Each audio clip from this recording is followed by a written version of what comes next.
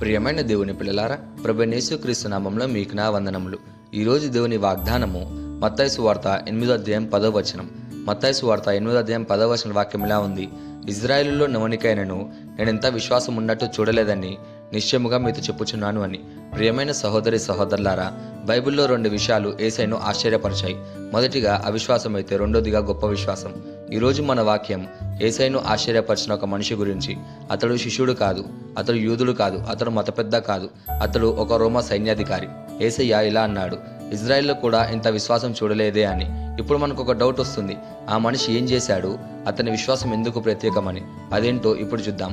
మొదటిగా ఆ మనిషి ఎవరు అంటే, అతడు సెటూరియన్ అంటే శతాధిపతి, అంటే 100 మంది సైనికులకు అధిపతి.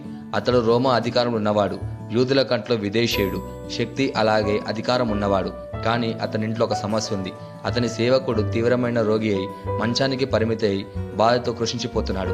ఒక్కటి గమనించండి, అతడు తన ఇంట్లో ఉన్న వాళ్ళ గురించో, లేదా తన ఫ్రెండ్స్ గురించో, లేదా రిలేటివ్స్ గురించో కాదు. అతడు తన సేవకుడు గురించి చింతించుచున్నాడు. అతడు అధికారం ఉన్నవాడు, కానీ హృదయంలో దయగలవాడు. అతడు యేసయ్య దగ్గరకు వచ్చి ఇలా అన్నాడు: ప్రభువా, నా సేవకుడు ఇంట్లో పడుకొని బాధపడుచున్నాడు అని. అతడు తన సమస్యను దాచుకోలేదు, సూటిగా యేసయ్య దగ్గరకు తీసుకొచ్చాడు. యేసయ్య వెంటనే స్పందించాడు: నేను వచ్చి స్వస్థపరచెదనని. ఇక్కడ వరకు అంత సాధారణ విశ్వాసమే, కానీ తర్వాత మాట అసాధారణ విశ్వాసం. అదేంటంటే, శతాధిపతి ఇలా అన్నాడు: ప్రభువా, నీవు నా ఇంటిలో ప్రవేశించుటకు నేను యోగ్యుడును కాను అని. ఒక్క మాట మాత్రం చెప్పుము, నా సేవకుడు స్వస్థపరుస్తాడు అని. ఇది విశ్వాసపు శిఖరం. అతడు యేసయ్య ఇంటికి రావాలని అడగలేదు, మాట మాత్రం సరిపోతుందని నమ్మాడు. ఎందుకంటే అతడు ఇలా వివరించాడు: నేను అధికారం ఉన్నవాడను, నేను ఒక సేవకునితో నువ్వు వెళ్ళు అంటే వెళ్తాడు, రమ్మంటే వస్తాడు, కానీ మీరు ఈ లోకానికి ప్రభు అని. అతడు అర్థం చేసుకున్నాడు, యేసయ్యకు అధికారం ఉంది, రోగం యేసయ్య మాట వింటుంది, దూరం యేసయ్యకు అడ్డంకి కాదు అని. అతడు యేసయ్య శక్తిని కాదు, యేసయ్య అధికారాన్ని నమ్మాడు. యేసయ్య ఏమైనా చేయగలడని నమ్మాడు. యేసయ్య ఆశ్చర్యపోయాడు. తన చుట్టూ ఉన్న వారిని చూసి ఇలా అన్నాడు: ఇజ్రాయెల్లో కూడా ఇంత విశ్వాసం చూడలేదే అని. ఎందుకంటే అతడు వినయంతో వచ్చాడు. అతడు యేసయ్య అధికారాన్ని అర్థం చేసుకున్నాడు.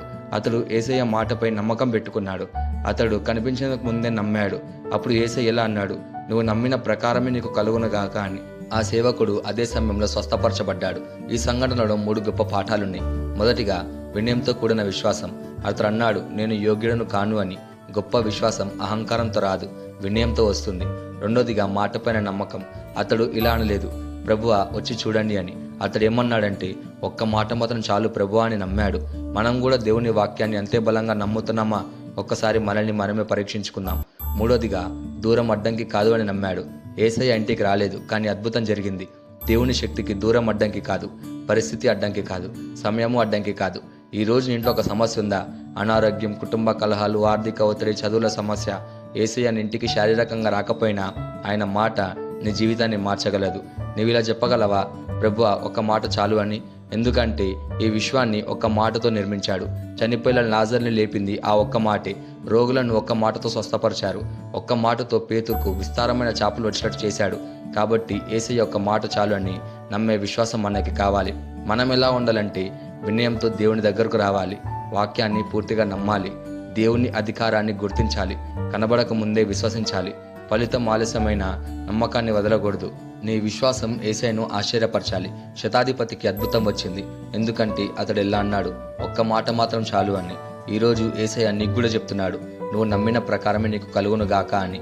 నీ సమస్య ఎంత పెద్దదైనా నీ విశ్వాసం నిజమైనదైతే అది అద్భుతాన్ని చేయగలదు. ఈ వాగ్దానం మనం స్వతంత్రించలాగా మనం ప్రార్థన చేద్దాం. మమ్మల్ని మిక్కిలిగా ప్రేమించిన ప్రియా పరలోకపు తండ్రి, నీకే కృతజ్ఞతాస్తుతులు, వందనాలు చెల్లించుకుంటున్నాం ప్రభువా. నీ వాగ్దానం ద్వారా మాతో మాట్లాడినందుకు నీకే ధన్యవాదాలు చెల్లించుకుంటున్నాం ప్రభువా. మాకు వినయంతో కూడిన విశ్వాసాన్ని దయచేయండి ప్రభువా. నీ మాటపై సంపూర్ణ నమ్మకం ఉంచే హృదయాన్ని దయచేయండి. మా ఇళ్లల్లో, మా కుటుంబాలలో, మా ఆరోగ్యాలలో నీ ఒక్క మాట చాలు ప్రభువా. మా విశ్వాసం నిన్ను సంతోషపరచు.